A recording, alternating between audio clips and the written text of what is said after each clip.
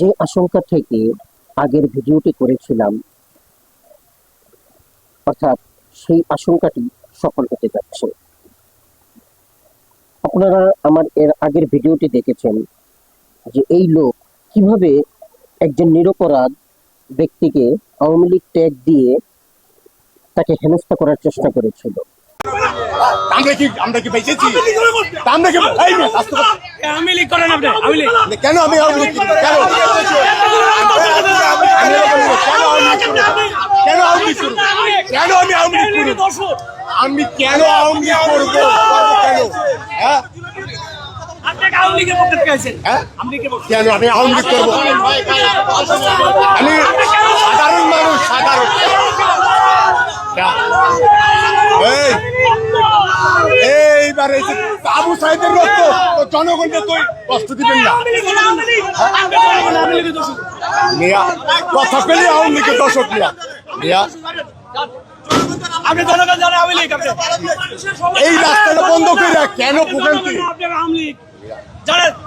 আমরা চিনে বলছি আপনাকে। আমাকে চিনছেন? হ্যাঁ, আমি আওয়ামী লীগ করলে কি করে আপনি জানেন? জানেন কেমনে জানলেন? কেমনে জানলেন আওয়ামী লীগ? সবাইকে আওয়ামী লীগ ট্যাগ দিচ্ছেন? আমি সবাইকে বলছি না। ওনাকে তো মাত্র বললেন উনি আওয়ামী লীগ। আরে ভাই আপনি আমি কি বলছি? কে বলছে? আপনি তো বলেন দেখান কোনা।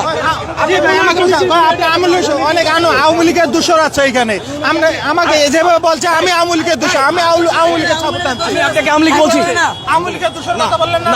ভাই সরি ভাই। না আমি যদি আপনার কাছে আওয়ামী লীগের দোষ বলি, আমারে গজব শুনেন, আমার আপনি মাইশুক যেভাবে হেনস্থা করতেছেন ভাই, আল্লাহ ঠাডা ফেলাইব। উপরে একজন আছে ভাই, ঠিক উপরে একজন বয়ে আছে, ঠিক আছে?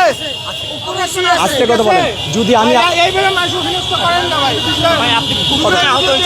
আমি উত্তরা বিএনএস সেন্টারে, বি সেন্টারে 5 তারিখে।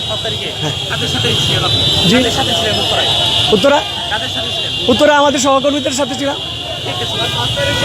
আমাদের সহকর্মী অনেক ভাইয়েরা ছিল। আপনি ভিডিও ফুটেজ দেখবেন। না আমি পরবর্তীতে সে আবার অস্বীকারও করেছে যা তিনি এমনটি করেননি। অথচ ভিডিও ফুটেজ যদি না থাকতো তাহলে মানুষ ওনার কথাই হয়তো বা বিশ্বাস করতো, কারণ ওনার সুন্দর দাড়ি এবং চেহারা সুন্দর আছে সেই জন্য। কিন্তু আমি যে আশঙ্কাটা করেছিলাম সেই আশঙ্কাটা ধীরে ধীরে বাস্তবায়ন হতে চলেছে। দেখুন, আজ 15ই আগস্ট। আজকে এই ব্যক্তির ভিডিওটি শুনুন। জামায়াত ইসলামের একজন সমর্থককে আওয়ামী লীগের ট্যাগ দিয়ে তাকে মারধর করা হচ্ছিল এবং এই যে মারধরের যে ঘটনাটি এই কারণে উত্তাল হয়ে উঠেছে। এই মুহূর্তে দেখছি ধানমন্ডির 32 নম্বর এলাকা, যিনি মারধরের শিকার হয়েছেন তিনি ইসলামী ছাত্র শিবিরের একজন সক্রিয় সদস্য বলে তিনি দাবি করছেন। তিনি ঢাকা কলেজের ইসলামী ছাত্র শিবিরের সদস্য, তাকে আওয়ামী লীগ ট্যাগ দিয়ে মারধর করা হয়েছে এমন একটি অভিযোগ তার। আপনার সাথে কথা বলতে চাই, কারা আপনাকে মারধর করলো? আমাকে কারা মারধর করেছে তাদের পরিচয় আমি জানি না। এখানে যারা উপস্থিত ছিল, ওইখানে যারা এখনো আপনি গেলে পাবেন, তারা আমাকে আঘাত করেছে। তবে তাদের পলিটিক্যাল পরিচয় আমি জানি না। তাদের পলিটিক্যাল পরিচয় কি এটা আপনারা বের করবেন, এটা আপনাদের নিকট আমার দাবি। আপনাকে কেন মারধর করা হলো? আমি এখানে এসেছিলাম, আমি বলেছি আমি কলাবাগান আমার বাসা, আমার কলাবাগান ফার্স্ট লাইনে আমার বাসা, আমি ওইদিকে যাবো। একথা যখন আমি বলছি তখন তারা আমাকে বলছে এদিকে যাওয়া যাবে না। তুমি আপনার রাজনৈতিক পরিচয় দিয়েছিলেন? না, আমি রাজনৈতিক পরিচয় দিইনি। এখানে সাধারণ মানুষ যাতায়াত করবে, কেন রাজনৈতিক পরিচয় দিবে?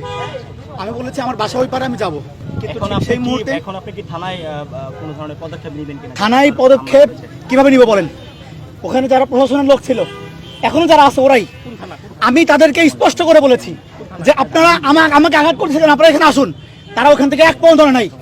এই প্রশাসনের আগে বিচার করতে হবে, কেন তারা এই কাজ করলো।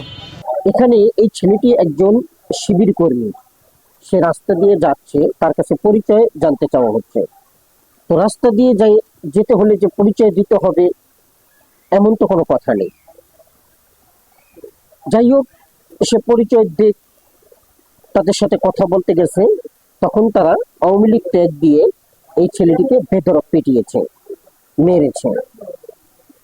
অর্থাৎ সেই আওয়ামী লীগ ট্যাগ দেওয়া, যেটা আমি আগেই বলেছিলাম, আওয়ামী লীগ বা মুক্তিযুদ্ধ বিরোধী এই ধরনের ট্যাগ দিয়ে মানুষকে আলাদা করার একটা হীন প্রবণতা রাজনীতির মাঝে এখন সুস্পষ্ট পরিলক্ষিত, এবং ভবিষ্যতে এটা আরো গাঢ় হবে বলেই আমার মনে হয়।